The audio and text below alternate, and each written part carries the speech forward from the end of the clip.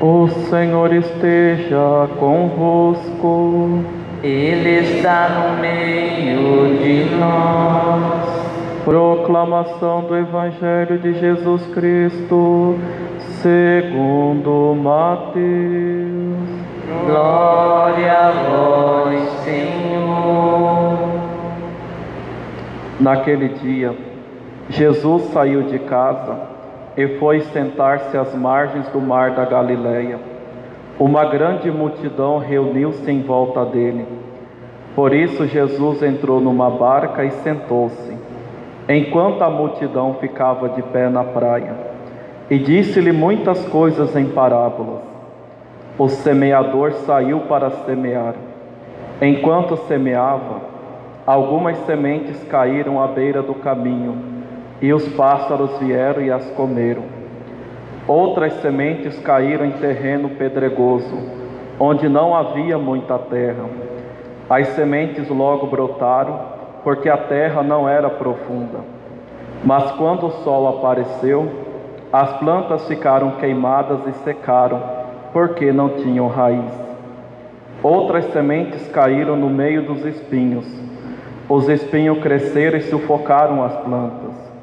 Outras sementes, porém, caíram em terra boa e produziram a base de 100, de 60 e de 30 frutos por semente. Quem tem ouvidos, ouça. Os discípulos aproximaram-se e disseram a Jesus: Por que tu falas ao povo em parábolas? Jesus respondeu: Porque a vós foi dado o conhecimento dos mistérios do reino dos céus, mas a eles não é dado. Pois a pessoa que tem será dado ainda mais e terá em abundância. Mas a pessoa que não tem será tirada até o pouco que tem.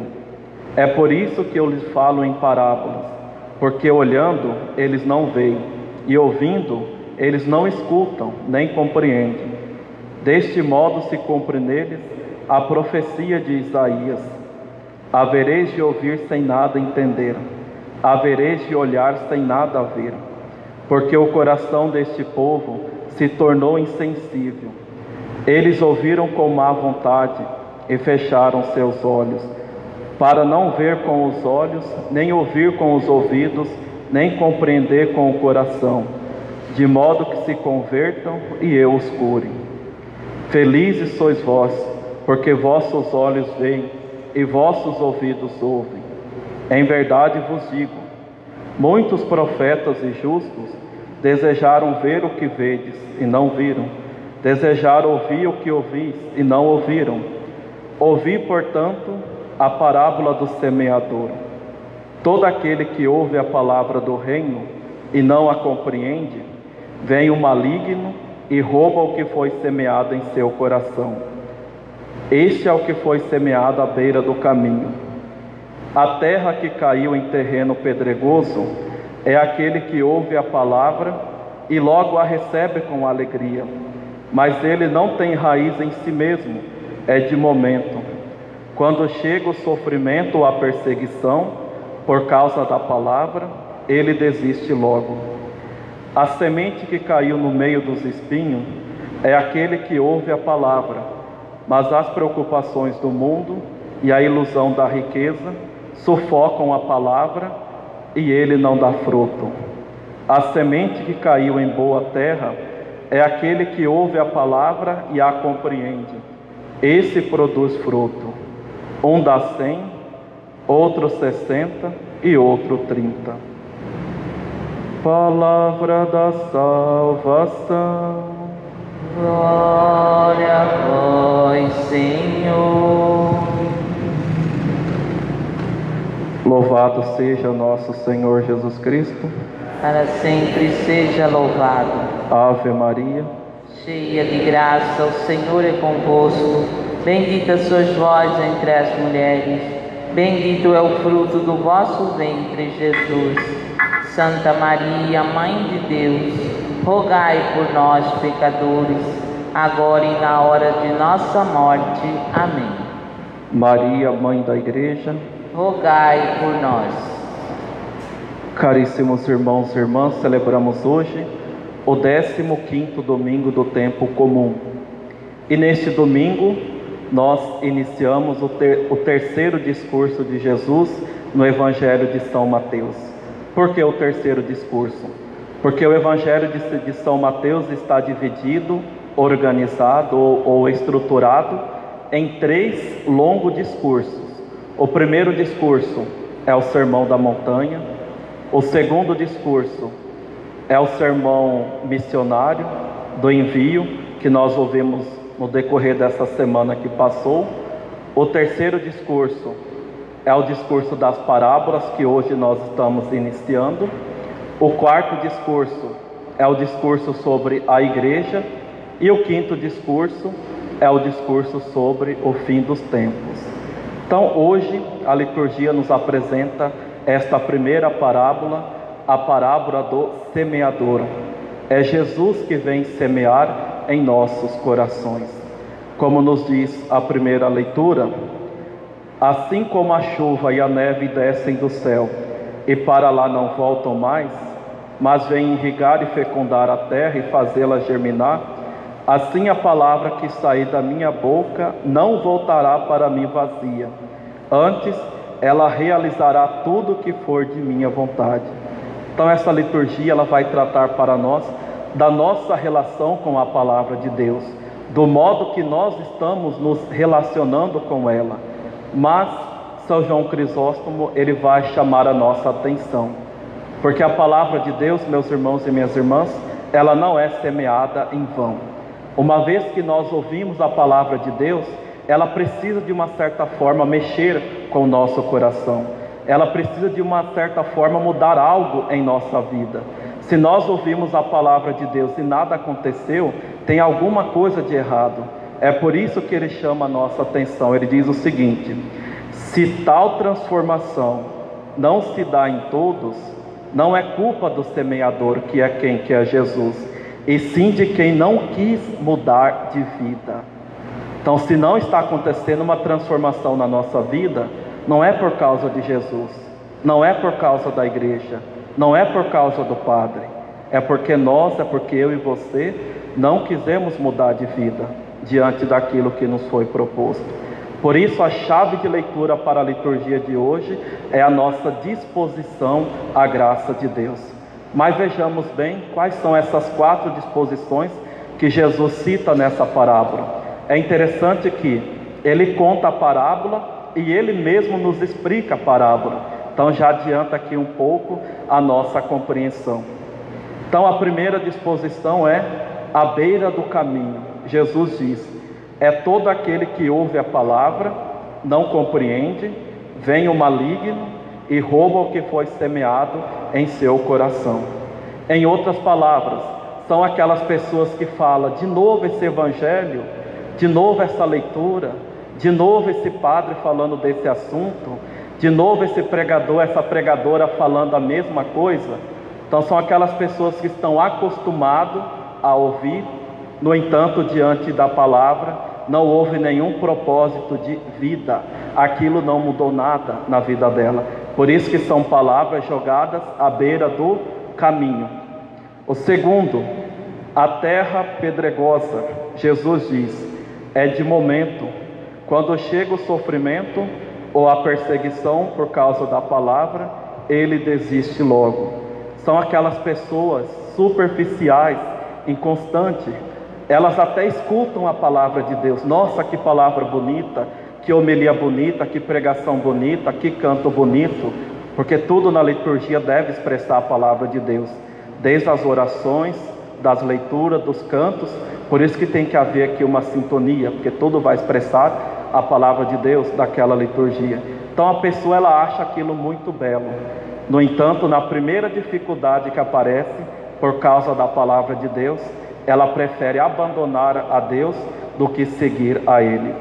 Ela prefere seguir o que a maioria pensa, que a maioria prega, do que seguir aquilo que foi proposto na palavra de Deus. Então esse é o terreno pedregoso, a pessoa de momento. O terceiro, entre os espinhos, de Jesus, é aquele que ouve a palavra, mas as preocupações do mundo e a ilusão da riqueza sufocam a palavra e ele não dá fruto. Ou seja, são aquelas pessoas que escutam a palavra de Deus, elas gostam daquilo que foi pregado, elas trazem aquilo para a sua vida, elas sabem muito bem o que tem que ser feito, mas elas se esquecem do principal, que é o quê? De lutar contra os seus pecados, de lutar contra as tentações que vêm do mundo, contra as tentações que vêm de Satanás, contra as tentações que vêm da carne. Muitas vezes, quando nós estamos ouvindo ali a confissão, eu nunca esqueço, né? Tenho pouco tempo de padre, só 2 meses praticamente, vai fazer 2 meses, né? Aí, não, já fez essa semana, dia 10. Então, eu me recordo que na homilia da primeira missa, o padre Denner, ele dizia o seguinte, que como o meu lema é misericórdia, né? Ele dizia que o padre da misericórdia é aquele padre que precisa estar sempre disposto a atender o povo. E ele disse algo que me marcou muito. Ele disse que várias vezes eu iria ouvir confissões de pessoas, que iria chegar a um ponto de eu me irritar com aquela pessoa, porque a pessoa confessa sempre o mesmo pecado, não que a pessoa não caia, né? A questão não é essa, mas no sentido que a pessoa não está disposta a mudar de vida, ela não está disposta a lutar contra esse pecado. É a maior dificuldade que nós encontramos na vida espiritual. Às vezes a pessoa tem tudo, ela sabe o que deve ser feito, não precisa nem do padre ficar falando a vida toda, mas ela não quer fazer, e assim a palavra de Deus se torna jogada entre os espinhos. Vem os pecados, vem as fraquezas da pessoa, e nada serve, e a pessoa cai. O quarto é o terreno bom, é aquele que ouve a palavra e a compreende. Esse produz fruto. Então é aquela pessoa que medita a palavra de Deus, é aquela pessoa que reza a palavra de Deus, que procura ter uma intimidade com a palavra de Deus, com o nosso Senhor, e procura de uma certa forma aplicar aquilo na sua vida. E é aqui, meus irmãos e minhas irmãs, como eu dizia para vocês, que está a chave de leitura dessa liturgia. A palavra de Deus, ela pode produzir muitos frutos na nossa vida, ela pode transformar a nossa conduta, mas isso vai depender da nossa disposição, se nós estamos abertos ou não para acolher aquilo que Jesus nos pede, para fazermos a sua vontade. Porém, eu quero chamar a atenção aqui para uma realidade. O cristianismo, ele é uma proposta. Jesus, ele não arromba a porta do nosso coração, porque ele não é ladrão. Ele bate na porta do seu coração. Se você desejar que ele entre, então você abre a porta do seu coração, que ele vai entrar. O que significa isso? Enquanto nós tivermos com essa dureza no nosso coração, não haverá nenhuma transformação na nossa vida. Assim como muitas pessoas têm aquelas dificuldades, às vezes o pai, a mãe participam da paróquia, participam das missas, mas os filhos não participam. A pessoa tem aquele desespero, ela não sabe mais o que fazer, ela já falou de tudo, já perdeu a paciência, e eu sempre aconselho 2 coisas. A primeira coisa, como nos ensina Santo Antônio, é algo que eu não esqueço: dê testemunho dentro da sua casa, da sua fé em Jesus Cristo, do seu amor por Ele. Ame aquela pessoa. Madre Teresa dizia: os bons merecem o nosso amor, os ruins necessitam do nosso amor. Então ame aquela pessoa, seja Cristo. Essa é a primeira coisa. Depois que você que é mãe, você que é pai, você que é esposo, irmão, seja lá o que for, já fez de tudo, como diria Padre Léo, na verdade você não fez de tudo, que ainda falta uma coisa: você precisa rezar, você precisa confiar e entregar nas mãos de Deus, porque Deus não é indiferente às nossas orações. Pode demorar toda uma vida, mas Deus, ele não falha. Olha Santa Mônica, em vez de ficar brigando com Santo Agostinho a vida toda, que levava uma vida perversa, ela rezava, até que chegou uma certa altura da sua vida, que Santo Agostinho se converteu. E aqui eu digo para vocês, por que eu estou falando isso? Porque se nós não estivermos abertos à graça de Deus, nem Ele pode fazer nada. Então não adianta ficar ali perturbando essas pessoas. Então, em vez de perturbar, de cutucar aquelas pessoas com a língua e às vezes até pecar, vamos rezar.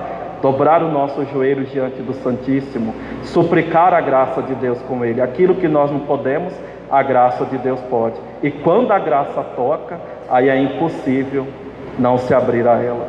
E aqui eu trago para vocês também uma citação conciliar do documento Dignitatis Humanae, que vai falar da dignidade da pessoa humana, que diz o seguinte: Deus chama realmente os homens para servi-lo em espírito e verdade. Eles ficam por esse fato moralmente obrigados, mas não coagidos, pois Deus tem em conta a dignidade da pessoa humana por Ele mesmo criada, a qual deve guiar-se pelo próprio juízo e agir com liberdade. Então, se nós estivermos abertos a buscarmos a verdade, a verdadeira felicidade, com a nossa razão reta, iluminada pelo Espírito Santo, pelos olhos da fé, automaticamente nós chegaremos em Deus, porque Deus nos criou para isso, mas Ele não nos obriga. É necessário a abertura do nosso coração, é necessário nós estarmos dispostos, caso contrário, nada irá acontecer. Para encerrar esta homilia, quero citar aqui também umas palavras de Santo Isidoro de Servilha, doutor da Igreja do século VII, que ele vai explicar justamente para nós num belíssimo texto dessa relação que precisa haver da palavra de Deus com a vida de oração. Porque se tudo aquilo que nós ouvimos aqui nos domingos ou durante a semana, se vocês, quando chegam na casa de vocês, não cultivarem uma vida de oração, não serve para nada, são palavras jogadas no vento. A vida de oração é o combustível da alma. Se você não reza, você mata a sua alma. Se você não busca essa vida interior, que não é simplesmente ficar repetindo, não, é buscar ter intimidade. Jesus é uma pessoa. Assim como você tem intimidade com uma pessoa que você tanto ama, mais ainda você precisa ter com Jesus. Então veja bem a relação que ele vai dizer. A oração nos purifica, a leitura nos instrui. Se a doutrina não está sustentada pela graça, não chega ao coração, mesmo que entre pelos ouvidos. Faz muito barulho por fora, mas não aproveita a alma. Somente quando intervém a graça, a palavra de Deus desce dos ouvidos ao fundo do coração e ali age intimamente, levando à compreensão do que foi lido. Então é isso que nós precisamos, meus irmãos e minhas irmãs, cultivarmos essa vida de oração para que de fato a palavra de Deus ela seja potencializada em nossa alma, para que aos poucos ela vá transformando os nossos corações, a nossa conduta, nos inspirando sempre a fazer a vontade de Deus. Então que Deus nos abençoe e nos ajude a abrirmos sempre a sua palavra. Louvado seja nosso Senhor Jesus Cristo. Para sempre.